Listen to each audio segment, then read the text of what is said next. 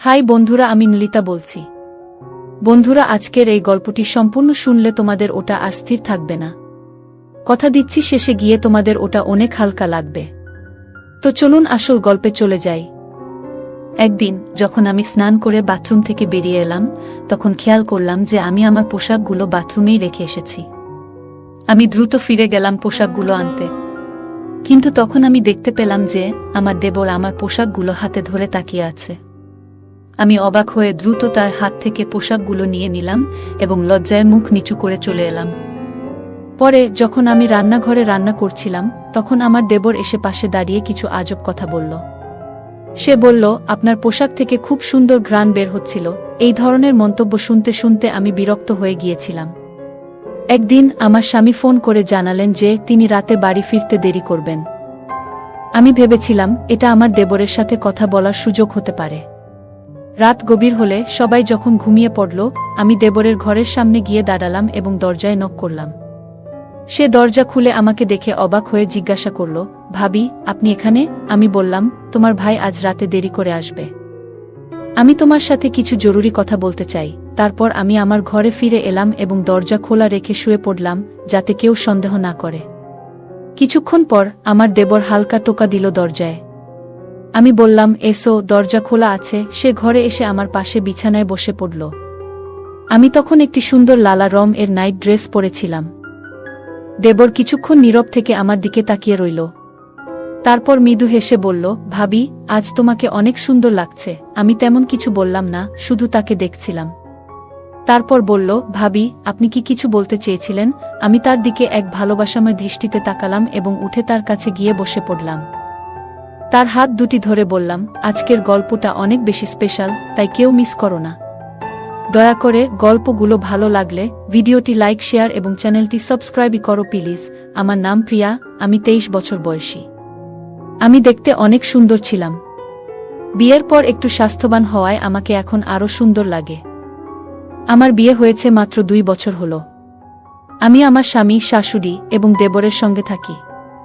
আমার দেবর প্রায় আমারই বয়সী, প্রায় 18 বা 19 বছর হবে। সে সব সময় আমার আশেপাশে ঘুরঘুর করে এবং কখনো কখনো আমাকে অদ্ভুত দৃষ্টিতে দেখে।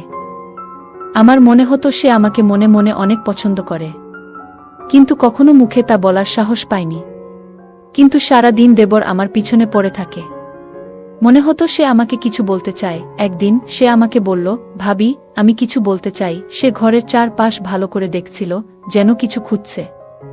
আমি বললাম, হ্যাঁ, বলো, কি কাজ আছে? আমি সব সময় তোমার সাহায্য করতে প্রস্তুত। তুমি তো আমার ছোট ভাইয়ের মতো। এটা শুনে তার মুখে এক হাসি ফুটে উঠল। সে বলল, ভাবি, আমি বিয়ে করতে চাই। আমি হেসে বললাম, এটা তো খুব ভালো কথা, কিন্তু বিয়ের জন্য তো একজন মেয়ের প্রয়োজন।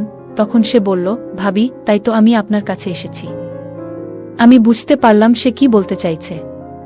দেবর বলল, ভাবি, আমি আপনার মতো একজন মেয়েকে বিয়ে করতে চাই। এটা শুনে আমি মনে মনে হাসলাম, কারণ আমি বুঝতে পারলাম সে আসলে আমার বোনের কথা বলছে। আমার বোন আমার থেকে একটু ছোট এবং আমার দেবরের জন্য উপযুক্ত ছিল। তাদের মধ্যে বয়সের পার্থক্য ছিল মাত্র 2 বছর। দেবর আমাকে তার কল্পনার মেয়ের গুণাবলী বলতে লাগল, যেমন সে কি চায়। আমি বললাম, তুমি চিন্তা করো না, আমি ঠিক তোমার পছন্দ অনুযায়ী একজন মেয়ে খুঁজে দেব।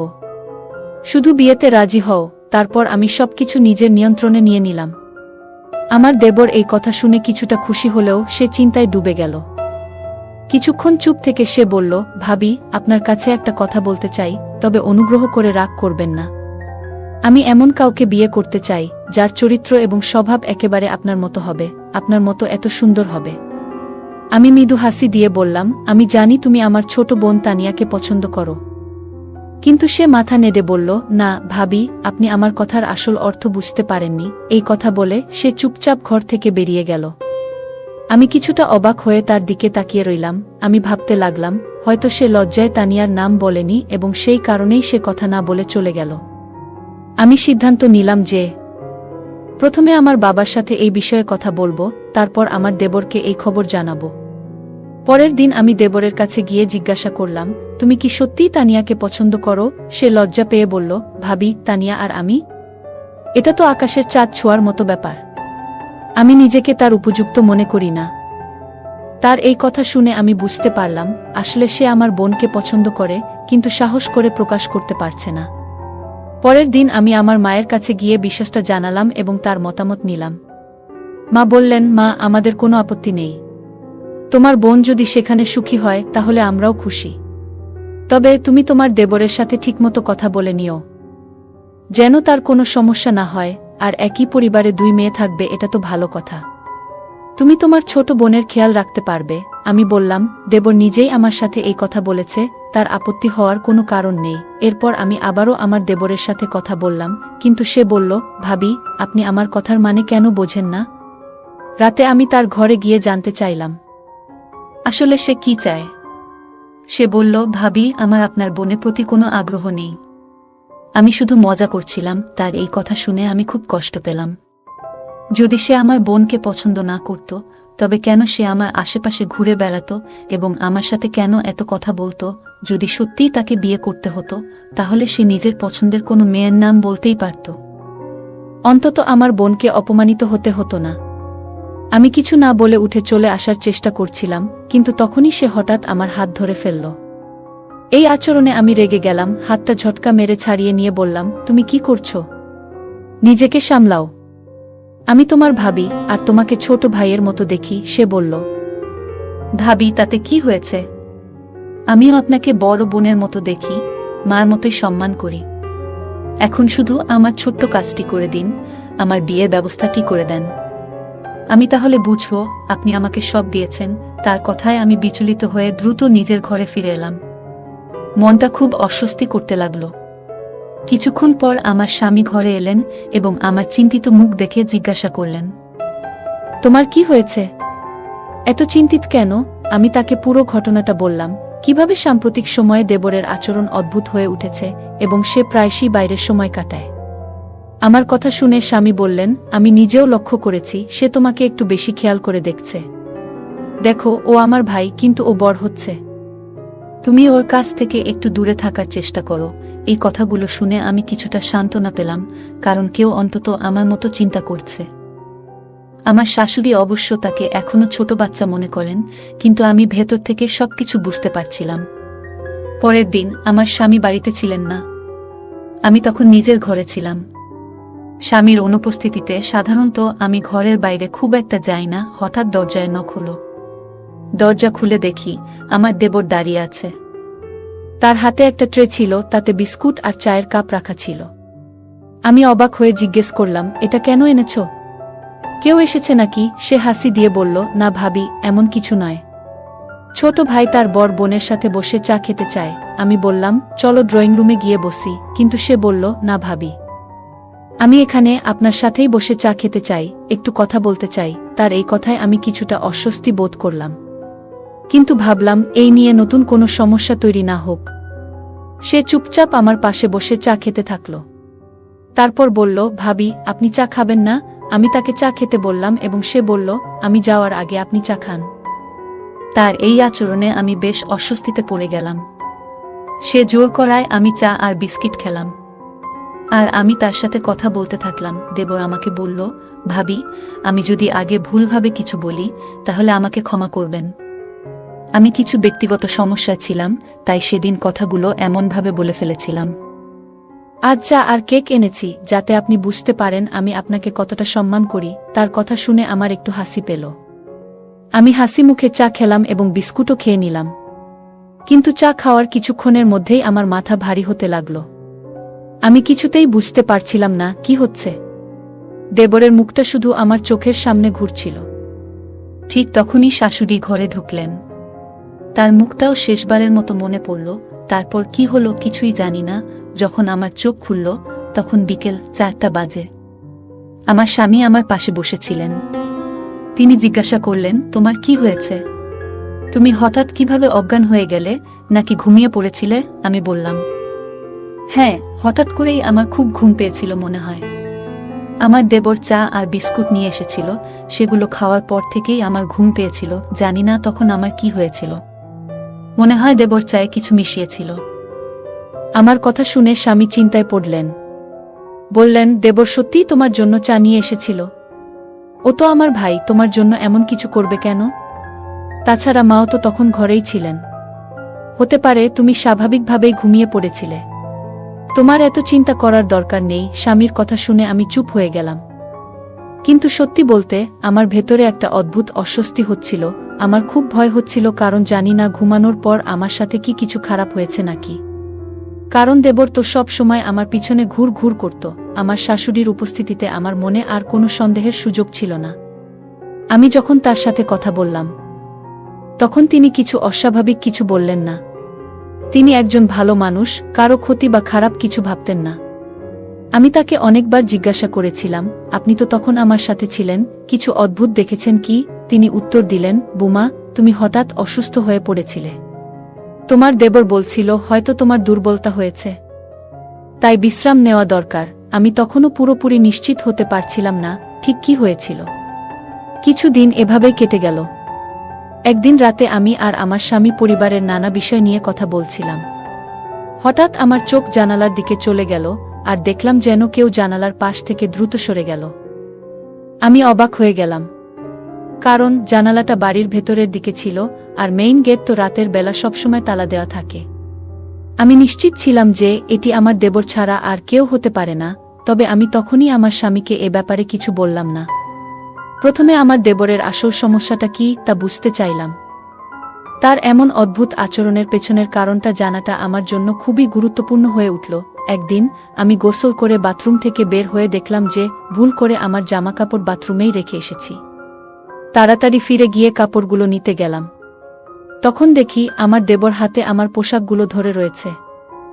আমি কিছুটা বিস্মিত হয়ে তার হাত থেকে কাপড়গুলো নিয়ে নিলাম এবং লজ্জায় মাথা নিচু করে সরে এলাম। পরে যখন আমি রান্নাঘরে ব্যস্ত ছিলাম, তখন আমার দেবর এসে পাশে দাঁড়িয়ে হঠাৎ অদ্ভুত কিছু বলল। সে বলল, তোমার পোশাক থেকে দারুণ একটা মিষ্টি গন্ধ পাচ্ছিলাম। আমি তাকে কিছু বললাম না। আমি তাকে সেখান থেকে চলে যেতে বললাম। আমার কথা শুনে সে চলে গেল। পরের দিনই দেবর এসে আমাকে বলল, ভাবি, মনে আছে আমি আপনাকে বলেছিলাম যে আমার একটা কাজ আছে? আজ সেই কাজের সময় এসে গেছে, এখন আপনাকে আমার সাথে যেতে হবে। তাড়াতাড়ি প্রস্তুত হন। তার কথা শুনে আমি অবাক হয়ে গেলাম। কোথায় যাচ্ছি?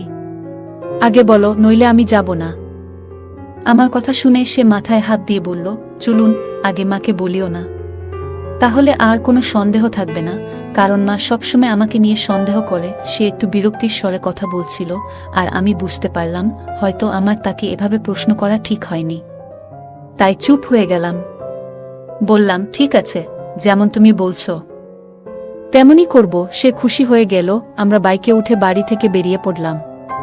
তার বাইকে উঠা দেখে সে ভীষণ খুশি হয়েছিল, কিন্তু আমার কিছুটা অস্বস্তি লাগছিল।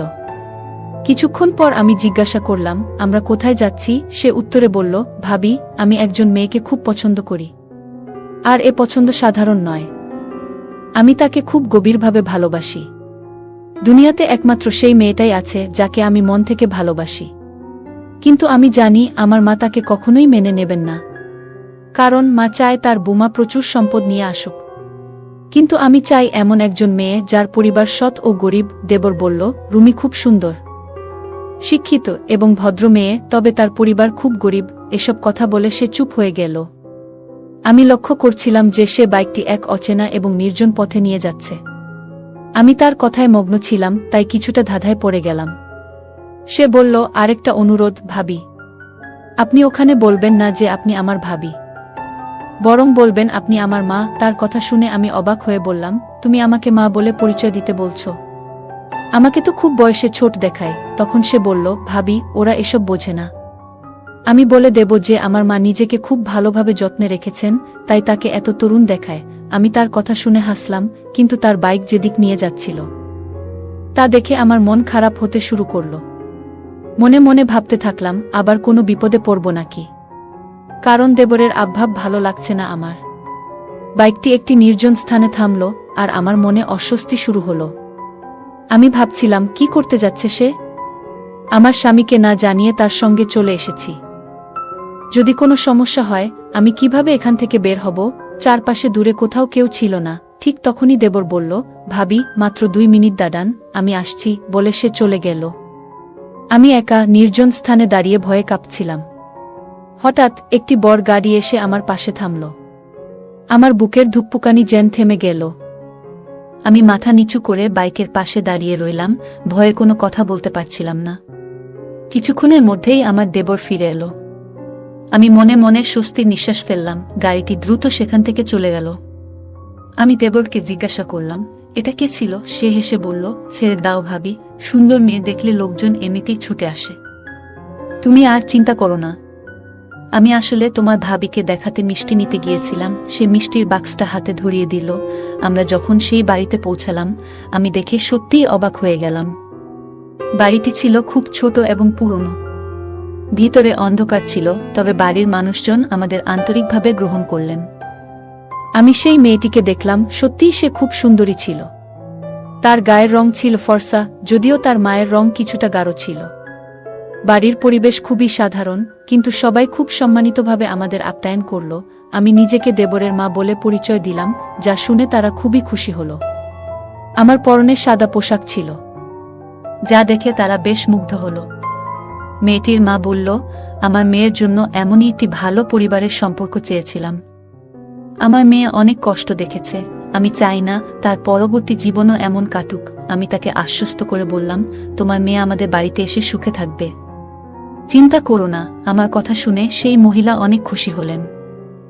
এরপর আমার দেবর তাদের বলল, আমরা শীঘ্রই বিয়ের জন্য আসব, তবে আমাদের পরিবার প্রথমে রাজি নাও হতে পারে, কিন্তু একবার বিয়ে হয়ে গেলে সবাই মেনে নেবে। এই কথায় মেয়েটির মা কিছুটা চিন্তিত হয়ে পড়লেন, কিন্তু আমি তাকে আশ্বস্ত করে বললাম, এমন কিছু হবে না যেমনটা আপনি ভাবছেন।